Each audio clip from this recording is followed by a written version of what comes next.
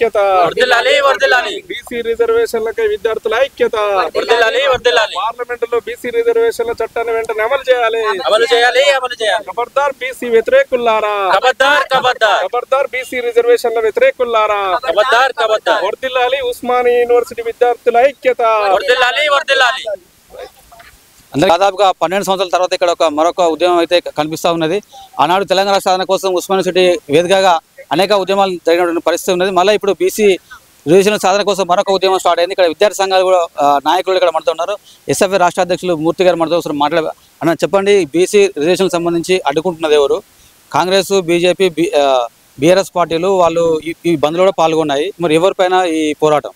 ఖచ్చితంగా బీసీ రిజర్వేషన్లు 42% అనేది న్యాయబద్ధమైనటువంటి పోరాటం. ఈ పోరాటానికి ఉస్మానియా యూనివర్సిటీ ఆర్ట్స్ కాలేజ్ నుంచి సంపూర్ణమైనటువంటి మద్దతు ఉస్మానియా యూనివర్సిటీ విద్యార్థి సంఘాలుగా సంపూర్ణ మద్దతు ప్రకటిస్తున్నాం.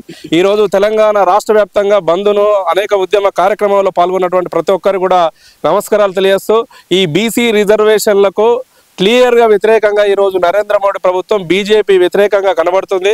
ఎందుకంటే ఈరోజు బీసీల కార్డు పేరు మీద బీసీ ప్రధానిగా చెప్పుకున్నటువంటి నరేంద్ర మోడీ చిత్తశుద్ధి ఏందో స్పష్టతమైనటువంటి వైఖరి ఈరోజు కనబడుతుంది.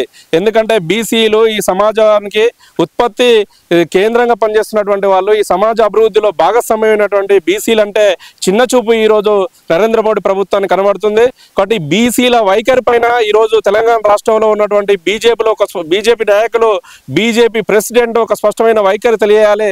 బీజేపీ ఎంపీలు రాజీనామా చేస్తారా, లేకపోతే మీ నరేంద్ర మోడీని ఒప్పించి బీసీల రిజర్వేషన్ను పార్లమెంటులో అమలు చేస్తారా అనేటువంటి విషయాన్ని మీరు తేల్చుకోవాలని కూడా ఈరోజు ఉస్మానియా యూనివర్సిటీ విద్యార్థులుగా మీ ఈ బీజేపీ నాయకులకు హెచ్చరిక జారీ చేస్తున్నాం.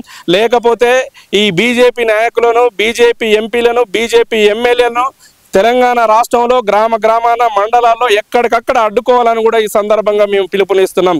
ఈరోజు బీసీ రిజర్వేషన్లు పార్లమెంట్లో అమలు కావాలంటే ఈరోజు పార్లమెంట్లో అధికారంలో ఉంది నరేంద్ర మోడీ ప్రభుత్వం. బీసీ ప్రధాని అని చెప్పుకున్నటువంటి నరేంద్ర మోడీ తక్షణమే బీసీ రిజర్వేషన్లను తీసుకొచ్చి అమలు చేయాలని 9th షెడ్యూల్లో పెట్టాలి. ఈరోజు తమిళనాడులో ఏ రకంగా అయితే రిజర్వేషన్లు అమలు చేశారో ఆ రిజర్వేషన్లను అమలు చేసేటువంటి కార్యాచరణ బీజేపీ తీసుకోవాలి. అదేవిధంగా ఈరోజు కాంగ్రెస్ ప్రభుత్వం ఓట్ల రాజకీయాల కోసమో లేకపోతే తన చిత్తశుద్ధి కోసమో కాదో, ఈరోజు ఖచ్చితంగా బీసీల పట్ల నిజమైనటువంటి ప్రేమ అంటే ఈరోజు రేవంత్ రెడ్డి బీసీ రిజర్వేషన్లను అడ్డుకుంటున్నటువంటి ఈ నరేంద్ర మోడీ ప్రభుత్వానికి బుద్ధి చెప్పేలా తెలంగాణ రాష్ట్రంలో అంబేద్కర్ స్టార్చ్ దగ్గర అమర్ నిరాహార దీక్ష చేయాలి బీసీ రిజర్వేషన్ల కోసం అని కూడా ఈ సందర్భంగా తెలియజేస్తున్నాం.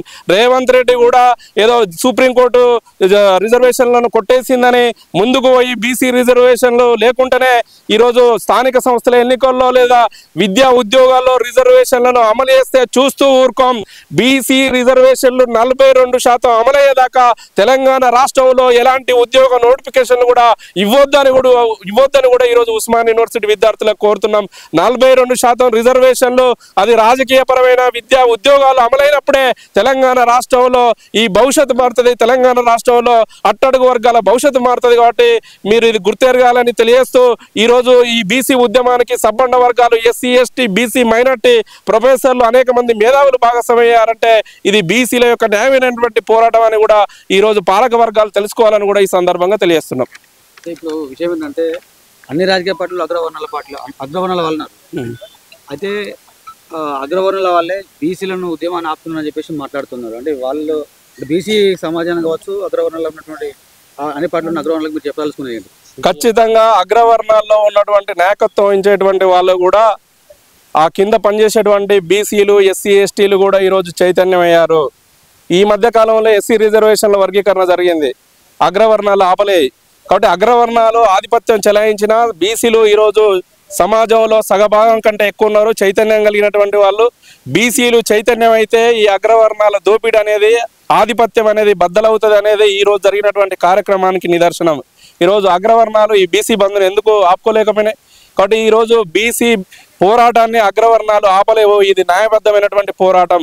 ఖచ్చితంగా ఈ అగ్రవర్ణాలు ఏదైతే ఆధిపత్యం ఉందో ఈరోజు అది బీజేపీ అయినా కాంగ్రెస్ లో ఉన్నటువంటి అగ్రవర్ణాలు చేస్తున్నటువంటి కుట్రలకు వ్యతిరేకంగా మీ ఉస్మాన్ యూనివర్సిటీ విద్యార్థులుగా బీసీలను చైతన్యం చేసేటువంటి విధంగా ఎస్సీ ఎస్టీ బీసీలను మైనార్టీలందరినీ కలుపుకొని పోయి ఈ బీసీ ఉద్యమాన్ని బీసీ రిజర్వేషన్ల సాధన కోసం గ్రామాన అన్ని యూనివర్సిటీలలో అన్ని కాలేజీలలో విద్యార్థులను యువతను అందరినీ భాగస్వామ్యం చేయి ఎవరైతే అడ్డుకుంటారో తగిన బుద్ధి చెప్పేటువంటి విధంగా బీసీలను చైతన్యం చేస్తాం.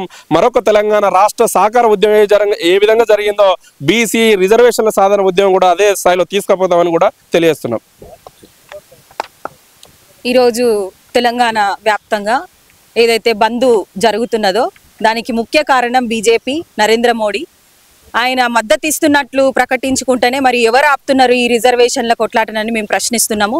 ఉస్మానియా యూనివర్సిటీ సాక్షిగా వందల ఏళ్ల చరిత్ర ఉన్నటువంటి ఉస్మానియా యూనివర్సిటీ ముందు ప్రొఫెసర్లు, మేధావులు, విద్యార్థి ఉద్యమ యువజన సంఘాలు కూడా పాల్గొని మద్దతు ప్రకటించిన బంద్ విజయవంతంగా నిర్వహిస్తున్నాము.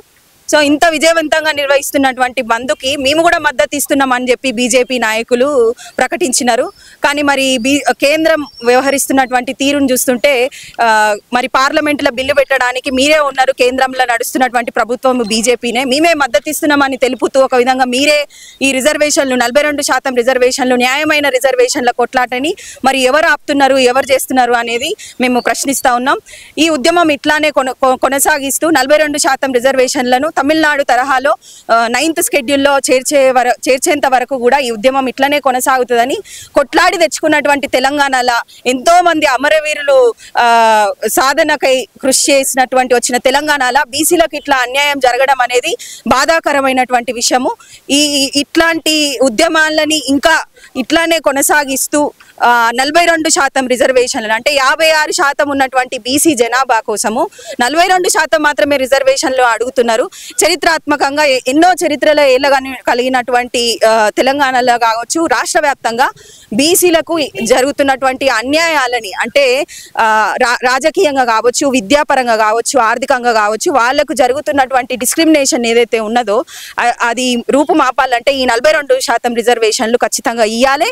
కాంగ్రెస్ ప్రభుత్వము కూడా పార్లమెంట్లో బిల్లు ప్రవేశపెట్టేలాగా వాళ్ళ కార్యాచరణ కూడా ముందు జరగాలని కోరుకుంటున్నాం. Thank you. బీజేపీ ద్వంద్వ వైఖరి అనుకరిస్తున్నది.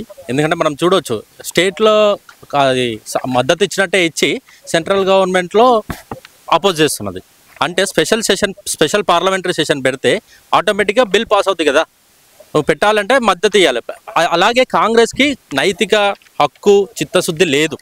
ఉంటే రేవంత్ రెడ్డి గారు సీఎం గారు ఏం చేయాలంటే సెంట్రల్ గవర్నమెంట్లో ఉన్న ఎంపీస్ని కలుపుకొని ఢిల్లీలో చేయాలి. ఇదంతా ఢిల్లీ పార్లమెంట్ సమావేశంలో అక్కడ దీక్ష చేస్తే ఏమైందంటే అక్కడ తెలుస్తుంది. మనం లోకల్లో ఎంత చేసినా ఓకే ఇక్కడ ఐక్యత ఉన్నది, ఇన్ని రోజులు ఏంటంటే ఒకటి ఉండేది బీసీలో ఐక్యత ఉండదు అది ఇదని.